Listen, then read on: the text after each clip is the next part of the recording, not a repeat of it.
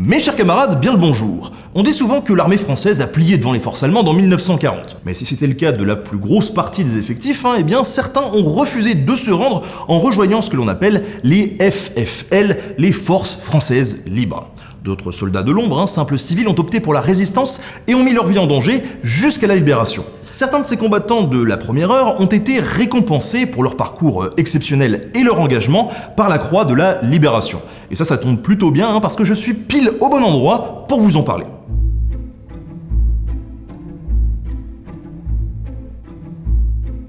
Nous sommes en effet au cœur du musée de l'Ordre de la Libération, pour le premier épisode d'une série de vidéos qui seront consacrées, vous l'aurez deviné, à cet ordre et à ses membres que l'on appelle les Compagnons de la Libération. Alors vous allez me dire, c'est quoi l'Ordre de la Libération? Un truc qui a été créé après la libération de la France et le boutage hors du territoire des Allemands?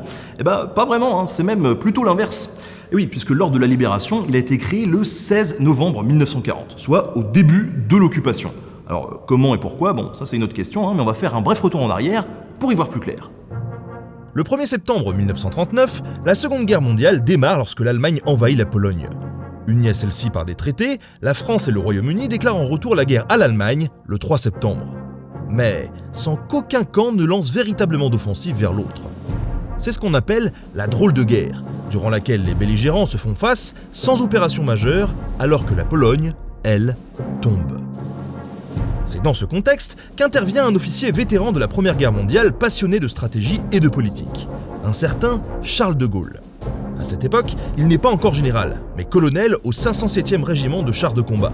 Et il tente autant que possible de convaincre le monde politique que la guerre moderne doit passer par l'utilisation de grandes unités blindées. Une théorie qu'il défend depuis longtemps et que les Allemands ont eux mise en application avec les conséquences que l'on sait.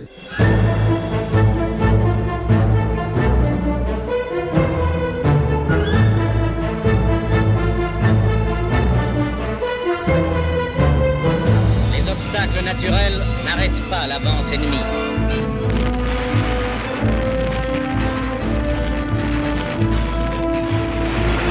Nos troupes sont au contact, disent les premiers communiqués.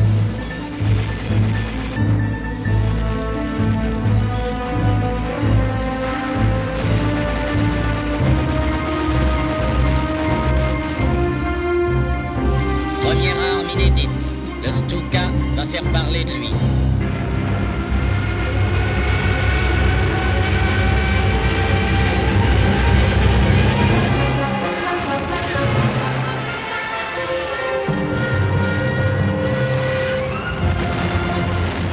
L'infériorité militaire, conséquence d'un système militaire mauvais, se révèle terrible. Le 5 juin 1940, De Gaulle est appelé à Paris par Paul Reynaud, président du Conseil, qui lui confie le poste de sous-secrétaire d'État à la guerre. 11 jours plus tard, Paul Reynaud démissionne et est remplacé par le maréchal Pétain. De Gaulle, comprenant que le gouvernement français compte cesser le combat, décide de partir pour l'Angleterre continuer la guerre, et le 18 juin 1940, lance son célèbre appel radiophonique, dont la conclusion est la suivante.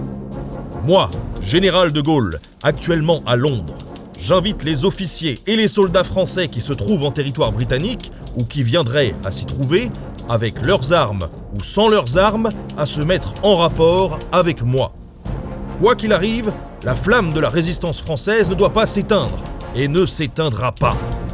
Un moyen simple de se souvenir de cette date du 18 juin, c'est mon anniversaire. Voilà, ça c'est pour la petite astuce. À travers le discours de De Gaulle, c'est la France libre qui vient de naître. Et la route va être longue. Très longue. Car il lui faut non seulement libérer la France, mais aussi convaincre les colonies françaises de reprendre la guerre. Une mission ambitieuse qui mérite que ceux qui y participent soient distingués et encouragés. Le général de Gaulle décide donc de créer, en 1940, l'Ordre de la Libération, qui met en avant ceux qui se battent pour la reconquête du territoire national. Pour vous situer, l'Ordre de la Libération, c'est le deuxième ordre national français, juste après la Légion d'honneur. Et contrairement à cette dernière, il ne comporte qu'un seul rang. Ici, il n'y a pas de chevalier ou de commandeur, on est compagnon de la Libération, point. Et c'est d'ailleurs pour ça qu'il n'y a qu'une seule et unique décoration pour tout le monde, parce qu'ils sont tous logés à la même enseigne. Vous noterez que la symbolique de la médaille parle d'elle-même.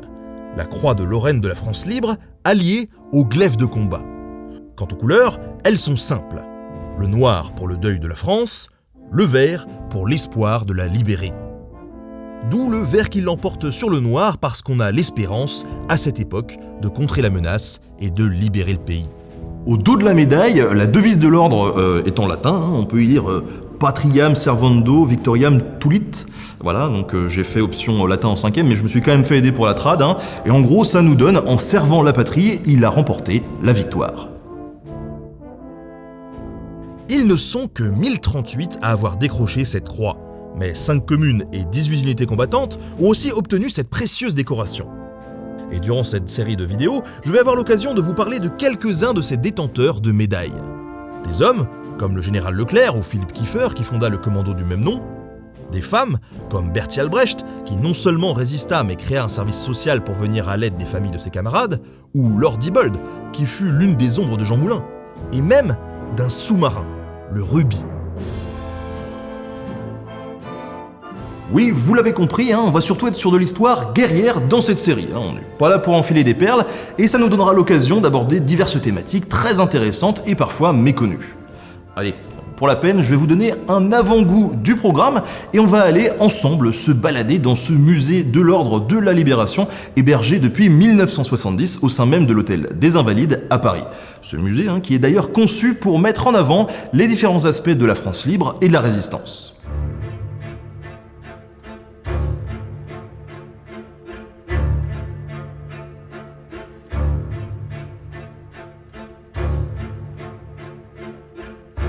Tout d'abord, on retrouve bien évidemment une collection d'objets dédiés à la France libre, c'est-à-dire à l'ensemble de celles et ceux qui ont quitté la France pour mieux partir à sa reconquête.